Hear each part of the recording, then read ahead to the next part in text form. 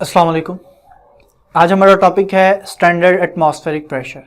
इसको हम डिफाइन करते हैं और कुछ वैल्यूज़ देखते हैं।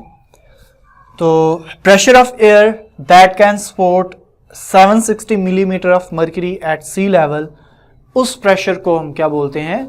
Standard atmospheric pressure. मतलब क्या है इसका? मतलब ये है, अब इसको आसान अल्फाज में ऐसे समझ लें, एक और डेफिनेशन भी है इसकी।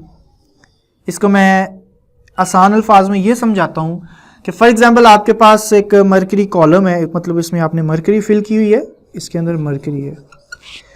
ये जो मर्करी का जो कॉलम है, इसकी जो लेंथ है ये 760 मिलीमीटर है, या कह ले 76 सेंटीमीटर। टेम्परेचर इस टाइम इसका हो 0 डिग्री सेंटीग्रेड, 273 केल्विन।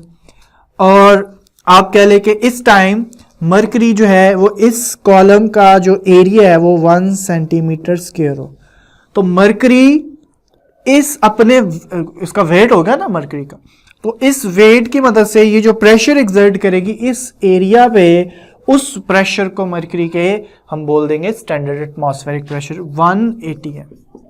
तो इसको सेकंड डेफिनेशन भी क्या है? The pressure of mercury column, मतलब मर्करी का 760 मिलीमीटर मर्करी कॉलम हो और वो 1 सेंटीमीटर स्क्वायर एरिया पे जितनी फोर्स एक्सर्ट करेगा वो फोर्स क्या होगी? प्रेशर। क्योंकि हमें पता है प्रेशर क्या होता है, pressure is force per unit area. तो इसके हम डिफरेंट वैल्यूज देखते हैं 1 atm की। तो वैल्यूज लिखते हैं हम। हमें पता है 1 atm जो है ये इक्वल होता है 760 टॉर्क के।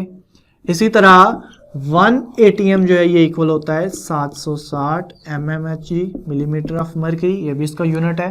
तो इसका मतलब है जितने टॉर है उतने ही mmHg, तो 1 टॉर 1 mmHg के इक्वल होगा।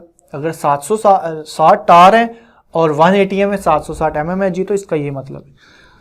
इसके अलावा अगर हम देखें तो 1 atm जो है इसमें न्यूटन पर मीटर स्क्वायर कितने होते हैं? तो 10, 13, 25। इसको ऐसे याद रख लें, न्यूटन पर मीटर स्क्वायर।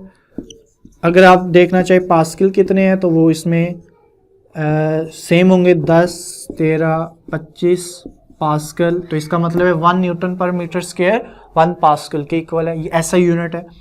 इसके अलावा अगर आप देखें तो 1 atm इक्वल होता है 14.7 पाउंड पर स्क्वायर इंच के।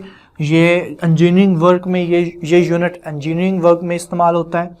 इसके अलावा अगर आप देखें मेट्रोलॉजिस्ट बार और मिली बार को यूज़ कर लेते हैं। मिली बार तो 1 atm में 10, 13.25 मिली बार्स होते हैं, जबकि 1 atm में अगर देखा जाए तो 1.01325 बार्स होते हैं। तो ये जो स्टैंडर्ड एटमॉस्फेरिक प्रेशर है, अगर आप इसको देखें तो ये इसकी डेफिनेशन है और ये इसकी वैल्यूज़ है।